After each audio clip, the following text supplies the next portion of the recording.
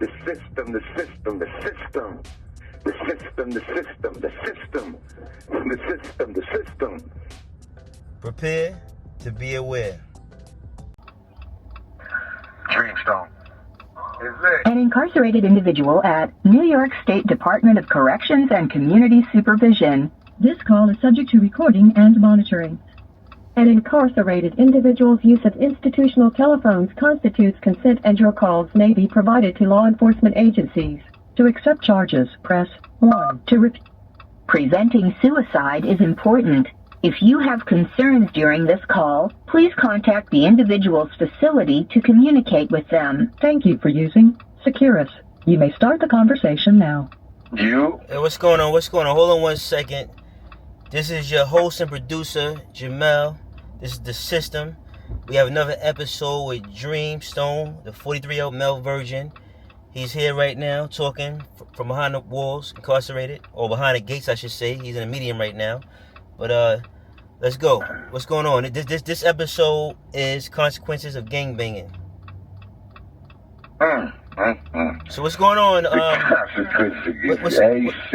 What's going on, virgin? How you? Nah, everything good. Everything good, comrade. Yeah. So taking it in. So I'm saying you ain't had no buns or nothing like that. I mean, you know, I'm talking about female buns, that is. You know what I'm saying? You know, but you been, female bun. I'm saying, you know, like, yeah. Yeah, you funny as shit. No female buns, and that implied nigga that had nail buns. I mean, you ain't had no buns. Hamburger buns. You ain't had no buns. You know what I mean? But I'm just saying that. Yeah, type shit. You chose banging over having some female buns, man. What's going on with that, man? Let's talk about these consequences that you faced inside them places right there you've been. I mean, I know you've been in quite a few places, whatever, behind the wall. You've been in mediums, you know, and all you've been doing all your life is, I mean, now you changed or whatever, but for the most part, you've been out there in a system gangbanging. What's going on with that? Yeah, so definitely one of the consequences of gangbanging, bro, is sacrificing. You know, I mean, there's a sacrifice for any and everything that we do, right? It's just the level of love and devotion that you have for something or someone. That leads to the level of sacrifice. Some people can sacrifice a month's worth of rent to help someone else out in their family because they may be able to work overtime in their job. But when you doing this, when you banging, the sacrifices they become consequences. The sacrifices that you make does not always entail something positive. It often entails consequences. So the consequence of gangbanging, damn, bro, that shit is, you know, it's so easy. It's easy, bro, and it's fun to throw up a B or throw up a C or throw up the Lion King sign, and you spew all this rhetoric that represents who you are or represents your say. And when you banging, you don't care about the consequences. In fact, most times you actually look forward to the consequences because the more consequences you face, theoretically, the higher up in the ranks that you may go. So let me. What's your rank right now? I mean, what's your rank? So I will be considered one of, in the untouchable Gorilla Stone Nation, one of, like, directly under. Well, 2 rungs under the Godfather, or the GF, which is called the Young Ghetto Don. So it's a Ghetto Don, which is like, let's say, the Vice President. The Ghetto Don will be like, you know, or the High will be the Vice President, and the Young Ghetto Don will be like the Vice President's Vice President type shit. So second in command to the top, to the President, if you will. Like, let's say the Secretary of State type shit. All right, you put it on that level. Okay, that's next level stuff right there. Okay, so that's, you know, that doesn't come just. Go ahead. What you was about to say, bro? Nah, go ahead. Just explain yourself. Go ahead, let's hear this. People want to know what's going on with this gangbanging stuff and consequences of being a gangbanger. I mean, you know, a gangbang. Yeah. So the biggest consequence of gangbanging is hurting people that does not deserve to be hurt. You know, and people pass judgment, right? I mean, I guess the person, unless you're like in the military or some shit like that, you say, oh, it's a casualty of war. And that'll be the consequence of joining, of fighting for something, right? But oftentimes, the consequence of gangbanging is you have to hurt people that you do not necessarily want to hurt, even your own mans or your own quote brothers.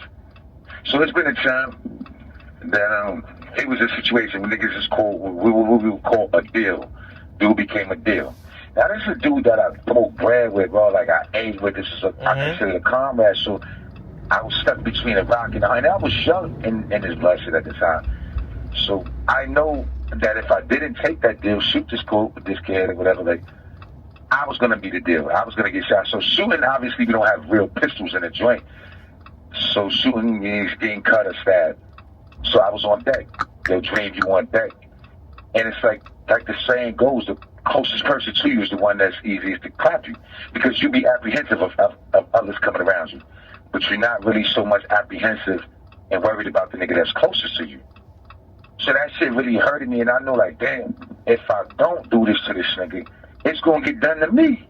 So that's the consequence of banging. So long story short, I ended up shooting this nigga, and the look that he had in his eyes, I mean, I cut the shit out of him, but the look that he had in his eyes, it was just like, that shit tore me apart, and it's like, that shit was one of the worst things that I think I've ever done outside of committing the homicide that I committed for the situation. So that is one of the consequences of gangbanging, being put in a predicament, in a position to hurt those that does not oftentimes deserve it, or those that you love and that you have a bond with. But when the call is made, you have to ride on that individual, or you're going to get ridden on. You're going to be that victim. So basically, it's peer pressure. I mean, you know, what's going on? It's peer pressure. This what's going on. I mean, this was happening. This was happening back then. I mean, with you? Yeah, in a sense.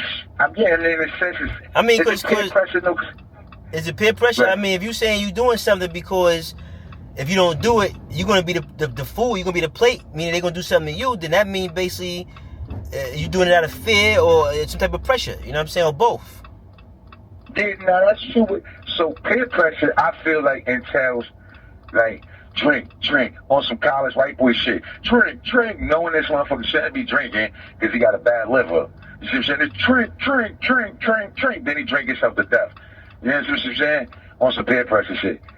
But as far as banging is concerned, is it really feel like peer pressure? Because not really in a sense. I mean, let's keep it real. Let's keep it real and keep it. You signed up, but a lot of these guys signed up. I mean, back when it first started over in New York, we talking about, you had a lot of thorough dudes that as yourself, you know, you have, some thorough guys that was basically becoming part of it, right? Am I correct?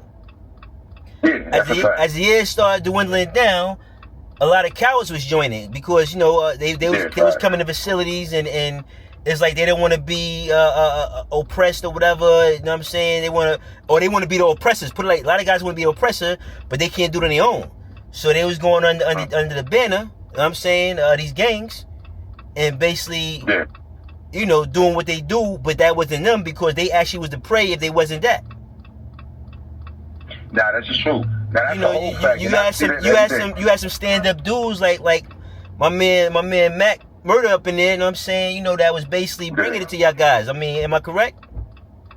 Yeah, you talking about Mac that's right there? Yeah. Mac Murder? Yeah, Mac Murder. You know what I'm saying? I was there. I was in Kawasaki with him, and he was running around smacking blood dudes. I was there. I seen it myself. He didn't care. And that's a true story. He'll walk up on 6 of them and smack one of them and dare the rest to do something. You know what I'm saying? And dudes just cower down. Yeah. I mean, that's true. That definitely just happened. Yeah. But I'm just saying, I mean, I know some dudes that's part of your nation that's pretty good dudes. I mess with them and all that. But I'm talking about the ones that was basically getting down and they was doing stuff because it's like, all right, you want to be part of this, you got to do it, or you're gonna be the fool. You know what I'm saying? Yeah, and that is definitely the topic of this discussion: consequences of gangbanging. You're right. That's why the consequence. And then, it's so crazy like even at the top. So in this lifestyle, the call could come down from the top against someone on top.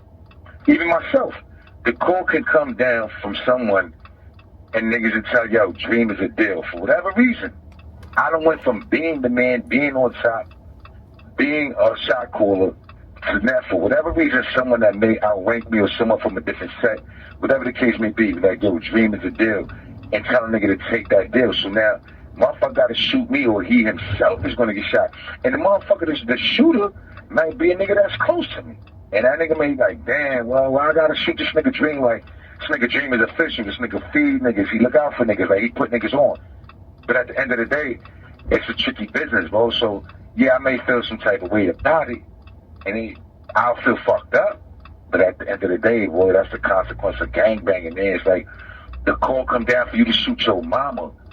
You better shoot your mama. Shoot your brother. I mean, but I thought that y'all supposed to be a family in there. As far as, I thought it was a family thing. I mean, so, I know, listen, when it first started in New York, I'm talking about, I know what was going on in Rikers Island back then. You had the Spanish oppressing, the blacks and this and that was going on. So you had certain, so it was like this. Some guys became Muslim to get protection, right? This before the Bloods came about. And then after that, you had also another group in there called Smoke. I don't know if you're familiar with Smoke or whatever, but back in the 90s, Smoke was a blood cousin, and which I was about basically is going against the oppressors, which was some Spanish boys. Am I correct so far? I mean, I mean, I don't know about the Smokes, never heard of them. Yeah, but that's part of the history right there. Anybody that was there back in the early 90s, that part of the time, whatever, Smoke was called, it was Save My Own Kind of Education, and they was against the oppressors. So they joined up, and then there was the Bloods was the cousins basically. So it was Smoke. Some dudes became Smoke became Bloods later on down the line after Smoke started breaking up somewhat to say or whatever. But it was about something good, and dudes sticking together. You know what I'm saying? It wasn't about taking dudes chicken, which is going on Rikers Island nowadays. taking dudes chicken, giving happy piece chicken or whatever, taking their phone time, things like that. You know what I'm saying? It was about we protect our own, we protect our own or whatever. You know what I'm saying? Yeah. But now it became something else, and now there's more consequences now because these dudes is joining, and like you're saying, you either do this or you get done. You know what I'm saying? Now you got some real dudes that like putting work in. That's what they do. That's why they signed up, because they want to put some work in. You know what I'm saying? But then you got dudes that I done seen dudes run in the yard, cut somebody, and he didn't even cut somebody. You know what I'm saying? Because he was so scared. He scratched him and ran off. You know what I'm saying? And he still became fool because he didn't even do a half job. You know what I'm saying? And that's the consequence of gangbanging. A lot of dudes, right, are not built for this situation. Like, it never. Speaking of built, it comes a point in time, right? Like, no matter how built an individual is, like, no matter how built you are, it does come a point in time, bro. Like, one has to start really considering the consequences of gangbanging. And I'm still in the position I am right now, still locked up after doing 26 years, from 17 to 43. Still a virgin, still never had sex with my wife at the time. Because I put the set or the nation or blood above all that shit. Being in the box, another consequence of gangbanging. Everything that we own in this world, a prisoner own in this world, everything a nigga in prison own in this world is literally in that cell. And the cells is literally the size of a coffin, a nice size coffin, bro. Like, even the cubes, you've been here, these shit is tight. The cells in C block or in A block or B block, even up north in Comstock, those tiny ass cells. Like, so imagine you in the box, bro, you locked in your cell 24 hours a day, being starved by the police. There was no cameras, no body cameras back then like they have now. No cameras on the ceiling. So like if you on deck, niggas say your Dream, you on deck. And I know this, in nighttime, I gotta take the shot. I gotta shoot this nigga. So I load up my asshole with tobacco, another consequence of banging. You gotta break the seal on the fucking rectum, the bunghole, and you gotta stuff that shit to maximum capacity because you're gonna be in the box, and the first 48 is always the worst. So you trying to stuff matches and tobacco, and you trying to make sure that you set niggas out that's already down there, because anybody that come through, first thing niggas ask, yo, what's up, you got that brown? You got that bitch? They don't even care about your name. They don't care where you're from. Do you got that tobacco? Do you got that brown? So like the dignity that you giving up because of this shit, that's a consequence of gangbanging. Your property that you losing, family photos, man. I lost pictures of my deceased brother, Mama Pig. Things I could never get back, bro. Ever. paperwork I could never get back. Niggas is stealing your shit. Porters is in the draft room stealing your stuff. Police is leaving wild property behind. I mean, but I mean, so much. should we feel bad for you? I mean, these are the consequences you chose. I mean, I'm just saying though, like it's not like a bad thing, and it is, but this is the life you chose. So I mean, this is what it is. You know what I'm saying? Like, you signed up for it. So that's a good question. Should a nigga feel bad? Hell no. Not in that sense. I mean, to the extent that, listen, police are starving niggas out, I wouldn't say feel bad for a nigga, but definitely be sympathetic. If you never experienced hunger or starvation, then okay, you could be sympathetic. But, if you have, then definitely empathy. You know what I'm saying? So it's like, yes, we all put ourselves in certain predicaments, but the consequences of those predicaments have levels to them also. So you know what I'm saying? Yeah. So, go ahead. I know what I put myself into. I know what I was getting myself into. And it's precisely those consequences that allow me to really consider my actions moving forward. So what have you learned from your consequences? That's what everybody want to know. What have you learned? Well, I tell you, that's a good question, man. So I was just talking to wifey the other day, right, Molly, my fuego. And I was telling her, I'm like, listen, I think it's time for me to really resign. Old George Rampage, you know what I mean? Like, you ever see Rampage, the big albino ape with Dwayne The Rock Johnson? Yeah. So that's fake kind of nigga nickname in the joint. John Wick, aka George Rampage. But like I was telling myself, I'm like, I think it really is time. Because I'm not willing to sustain the consequences no more. I can no longer continue down the same path, like, knowing I'm not giving my all into this shit. So what have I learned? I learned loss. I know what true loss consists of. I know that if I tell you I give you my unconditional love and loyalty, and yet I put something above you, then I don't give you my unconditional. Because I cannot like, I'm not an octopus. I cannot give my unconditional to 30 different individuals, 12, 60, whatever. You know what I'm saying, bro? So, I'm not willing to continue to sustain those consequences, being denied parole, losing all my shit, and losing wifey and all this other shit. So, That's not a consequence I'm willing to sustain. What everybody want to know is, have you learned, what you learned, you say you're saying that, right? But are you still active right now? It must be, because you just said you're about to resign. So, when you going to resign? If you're going to resign, what's going on here? We need to talk about this right now. Yeah. So, am I still active? Technically, yeah, nigga, still active. But I'm gonna make this clear, right? Because a lot of people, ask me that same question, your dream, why you still fuck around? And the long and short answer is, when you're in the loop, you can make systemic changes. When you're out the loop, motherfuckers can only listen to, like, they don't have to accept what you say. So, for example, when the president of the United States, after his term is up, whether it's 4 years, whether it's 8 years, once he or she takes that last flight on Marine One, once they get on Marine One on the South Lawn, and that shit rises, it's over. Once the new president takes that oath, that old president, the oust president, no longer has any authority. So I feel like the reason I'm still around, and more of like a consultant position. Listen, because I know the power and the position that I have. All right. Yeah, consultant really. That's full of BS right there, man. My boy and all that, but let's keep it real, man. You just make an excuse, right? Because if you got influence, you have influence whether you in or out, right? If people recognize you, respect you, and they know you or whatever, you know what I'm saying, you can still make a change. Because you still you still could be on the inside, but you just not, active. It's like the military. It's like the military. That's what I'm saying. Like, you want to put it like that. You know what I'm saying? It's like the military. Right? I'm in the military. That's what I'm saying. I could be like far as I'm away, but it's like kind of like I can still go and be a consultant, but I'm not actually out there. But I'm a consultant. They call on me when they need me. You know what I'm saying? It's like something going on in the community or whatever, and I go and talk to these guys because these guys recognize me and know me because this is basically I'm part of this. I was part of this or whatever. All right, so yeah. So I see what you're saying, but honestly, that's not how that shit go. In the ideal world, that's what you're saying, in Bobby's world, or like in a fairy tale, yeah, in theory, maybe that shit sounds good. But let's take, for example, the name you mentioned, Mac Murder. Mac Murder used to be banging. Son was official. But Mac Murder cannot make no G calls on the set. He cannot tell me, yo, Dream, do X, Y, Z, or tell anyone that's blood to do X, Y, Z because he does not have that authority. He's no longer in the loop. He may be able to, say what he can give his advice.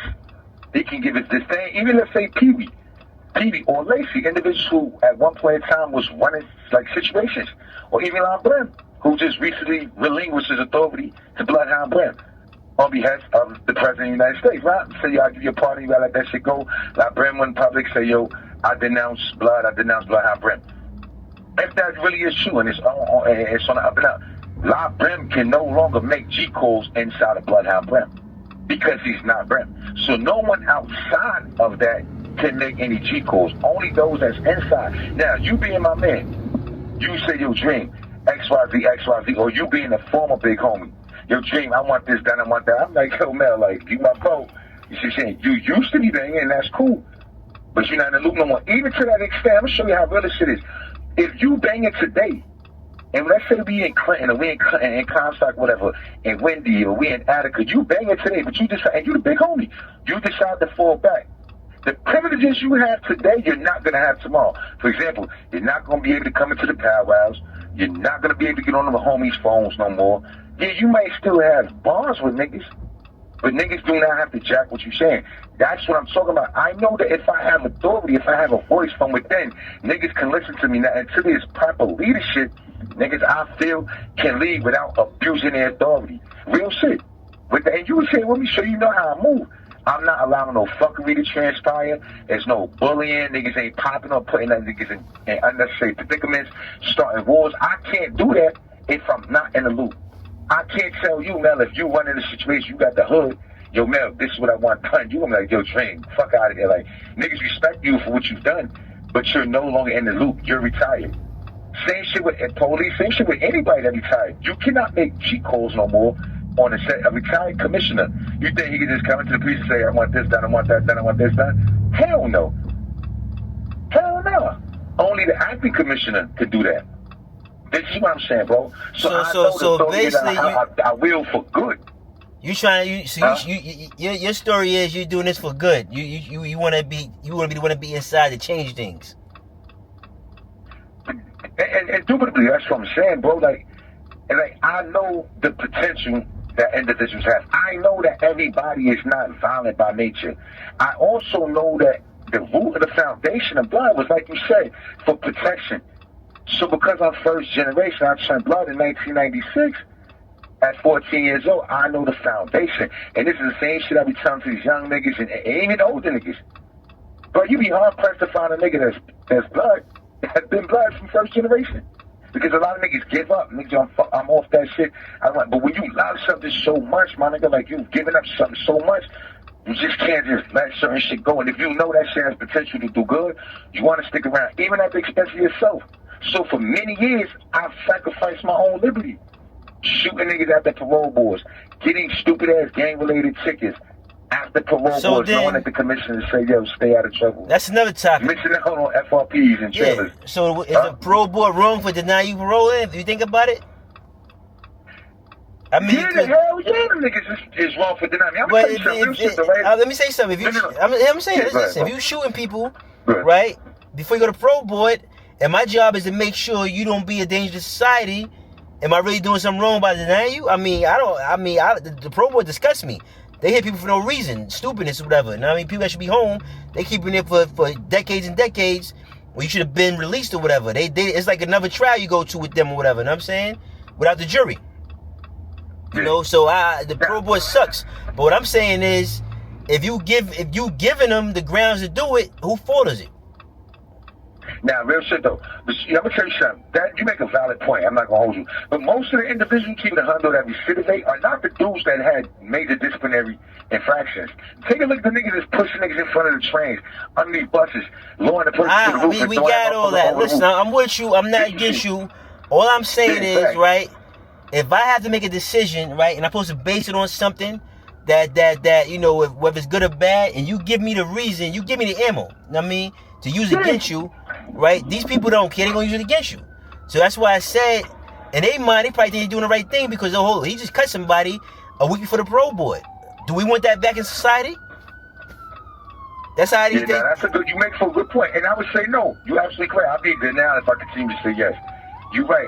If I was in that predicament, I would say no. But the circumstances, motherfucker, gotta look at the circumstances. You're right. I wouldn't let it. If I was on the parole board, I wouldn't let a person go that is coming to me with violent tickets, violence.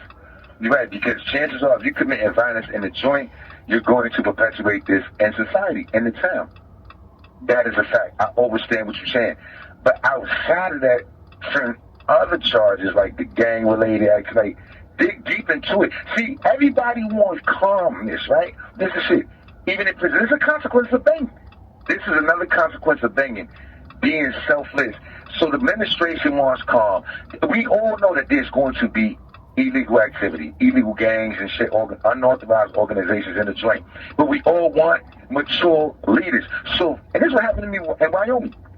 As a consequence of being Dreamstone, the big ape, the big homie, I got subjected. And it's crazy, despite the fact that I was making sure that the level of violence was down, motherfuckers was using their mind, using that iron and gorilla stand for intelligent, the iron brim stand for intelligent, and that's predominantly who's over there. Like, you know, it's the brims and the stones, or apes and the brims.